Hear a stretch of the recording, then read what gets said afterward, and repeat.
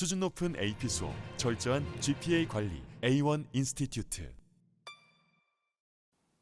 안녕하세요. A1 안유신입니다. 이미 미국 이외의 지역에서는 디지털 SAT 시험을 3번이나 봤고, 그리고 8월 25일 이 영상이 업로드되는 날보다 하루 일찍 8월 25일 시험도 치르셨을 겁니다. 이제 미국 내에서도 디지털 SAT가 내년 3월부터 시행이 되기 때문에 많은 학생들이 벌써부터 준비를 하기 시작하는데요. 그래서 미국 이외의 국가에서 가장 최근에 본 시험, 6월 시험 데이터를 가지고 분석해보는 시간을 가져볼 텐데, 오늘은 그 첫 번째 편으로 수학을 먼저 분석해 보도록 하겠습니다.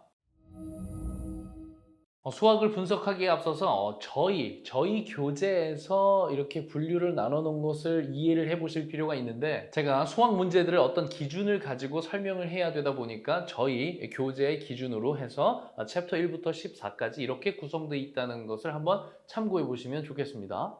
자, 이렇게 인터내셔널 SAT 같은 경우에 이렇게 2023년에 시험을 봐왔고, 가장 최근에 본 시험이 2023년, 그리고 제가 영상을 올리기 바로 전날인 8월 25일에도 시험을 봤을 겁니다. 그런데 제가 이거는 아직 어떤 식으로 문제가 나온지는 잘 모르고, 이전에 가장 최근에 봤던 시험인 6월 시험 데이터를 기준으로 설명을 드린다는 것을 파악하고 계시면 되겠고, 앞으로 이만큼의 시험이 남아있고 미국 내에서는 2024년 3월부터 시행을 하게 되는 것이죠. 이 컬리지보드에서 제공하는 이 블루북이라는 플랫폼을 열어보면 이런 식으로 생겼고, 자기 이름으로 이렇게 로그인을 할 수가 있어요. 여기 안에서 이렇게 테스트 4개를 우리 학생들이 연습해 볼 수 있기 때문에 많은 학생들이 이 4개의 테스트는 이미 연습을 했을 거라고 생각이 됩니다. 자, 연습을 해보셔서 아시겠지만 시험이 어떤 식으로 구성이 되어 있냐면, 크게 영어하고 수학 이렇게 구성이 되어 있고, 영어 각각 모듈 1, 2 이렇게 구성되어 있고, 수학도 각각 모듈 1, 2,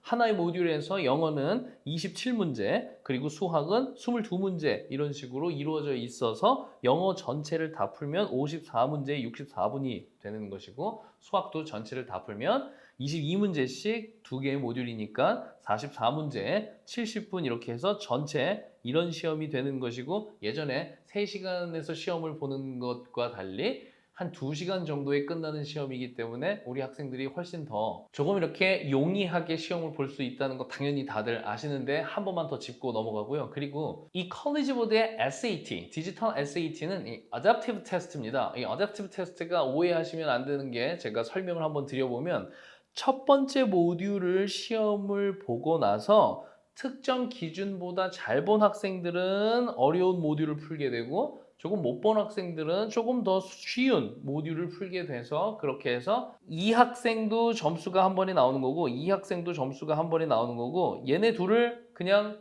등가로 비교하는 그런 이상한 시험입니다. 이 어댑티브 테스트라고 해서 한 문제 한 문제당으로 해서 한 문제를 맞췄을 때 좀 어려운 문제로 이동하고, 한 문제를 또 틀리면 조금 쉬운 문제로 이동하고, 이런 식으로 오해하시는 경우가 많은데, 모듈 1의 문제는 전체는 이미 정해져 있는 것이고, 그 모듈을 어느 정도 봤을 때 이 학생이 잘한다 못한다를 판단을 해서 어려운 모듈 2, 쉬운 모듈 2 이런 식으로 옮겨지는데, 여기서 또 오해하실 수 있는 부분이, 특정 점수를 넘어야지만 어려운 시험으로 가고 그 점수보다 떨어지면 쉬운 시험으로 가고, 이렇게 생각하실 수가 있는데, 기준이 2개가 있습니다. 특정 점수도 넘겨야 하며, 이 모듈 1에서 스크리닝 퀘스천을 한 10개 정도 두는데, 이 스크리닝 퀘스천을 몇 개 이상 맞춰야지만 어려운 모듈 2로 가는 것입니다. 그러니까 기준점인 몇 점 이상을 맞기는 했는데, 이 스크리닝 퀘스천 10개 정도에서 많은 문제를 틀리게 되면 쉬운 모듈 2로 가게 되기 때문에,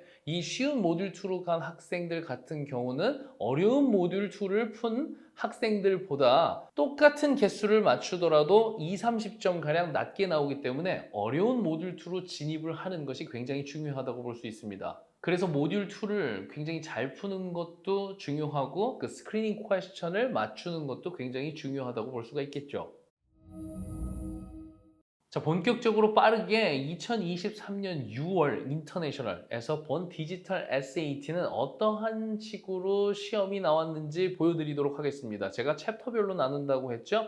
첫 번째 챕터 1에서 나온 문제가 모듈 1에서 이만큼 해가지고 10문제나 나왔습니다. 모듈 2에서도 이만큼 나와서 하나, 둘, 셋, 넷. 모듈 2에서는 4문제가 나오고 모듈 1에서는 6문제가 나왔네요. 그래서 총 10문제가 나오고 챕터 2에서 4문제, 챕터 3에서 2문제, 챕터 4에서 2문제, 챕터 5에서 1문제. 이 챕터 6에서는 왜 안 나오게 된 거냐면 제가 책 안에서 이 챕터 6 스캐터 플롯인데 이 개념은 알고는 있어야 되니까 넣어놓은 것이긴 한데 어느 특정 시점서부터는 이 스캐터 플롯을 직접적으로 물어보는 문제는 나오지 않기 때문에 계속 이것은 0개일 확률이 굉장히 높습니다. 이 스캐터 플롯이 이 리니어 펑션, 이 챕터 1이랑 합쳐져서 나오는 경우가 많기 때문에 그것을 다 챕터 1의 문제로 저는 파악하고 있으니까 챕터 6은 계속 0이 나올 확률이 굉장히 높다는 것이죠. 그리고 챕터 7, 뭐 3문제, 7문제 이런 식으로 쭉 분포가 돼 있어요. 이 문제 숫자가 왜 중요하냐면 이 블루북 4개의 테스트 그리고 모듈 2가 뭐 쉬운 모듈 2, 어려운 모듈 2 이렇게 진입했을 때를 전부 다 분석을 해서 챕터 1부터 저희 교재에 해당하는 챕터 14까지 몇 퍼센트의 문제가 나왔는지 한번 뽑아본 데이터가 있는데 그것이 바로 왼쪽에 보이시는 이 블루북입니다. 챕터 1부터 14까지 보시면 중요한 챕터들이 있어요. 첫 번째 챕터 아주 굉장히 많이 나오죠. 리니어 펑션인데 리니어 펑션의 의미라든지 슬롭을 구한다든지 말로 돼 있는 것을 식으로 표현한다든지 식으로 돼 있는 것에서 숫자가 의미하는 것은 무엇인지 이러한 문제들이 굉장히 많이 나오기 때문에 챕터 1이 차지하는 비중이 가장 크다고 볼 수가 있습니다. 그리고 두 번째로 주목하셔야 될 것이 챕터 8입니다. 이 챕터 8은 무엇이냐면 이전 SAT에서는 이 챕터 8 문제가 이렇게까지 많이 나오지 않았는데 디지털 SAT로 변화되면서 이 챕터 8을 굉장히 많이 중요하게 생각하는 것으로 보여집니다. 이것은 quadratic equation function, 그러니까 2차 방정식 함수 이렇게 볼 수가 있는데요. 여기서 또 많은 이런 퍼센티지를 차지하게 되는데 자세한 문제 유형은 뒤에 가서 설명드릴 것입니다. 그리고 또 이어서 보시면 이 챕터 10 이거는 뭐 exponential function, exponent 이런 것들을 다루는 챕터이고 그리고 보시면 챕터 12 여기서 보시면 앵글 물어보고 지오메트리 부분입니다. 이런 부분도 예전보다 더 많은 비중을 차지하면서 문제 수가 나온다는 것을 보면 되고 그리고 추가로 조금 더 보셔야 될 게 이제 챕터 2도 있고 챕터 7도 있습니다. 챕터 2는 linear system equation이고 챕터 7은 statistics, probability하고 counting 그런 stat, 통계 부분을 얘기하는 겁니다. 제가 지금 말씀드린 순서대로 중요도가 있을 수가 있다고 보는데 이거는 시범적으로 보여준 그 블루북에서의 의미인 것이고 진짜 시험에서는 어떤 식으로 제가 분석을 했냐면 모듈 1을 보고 나서 그 다음 어려운 시험 모듈 1을 잘 봤을 때 어려운 시험으로 갔을 때 기준으로 설명을 드리는 것이기 때문에 참고하시고 보시면 되겠습니다.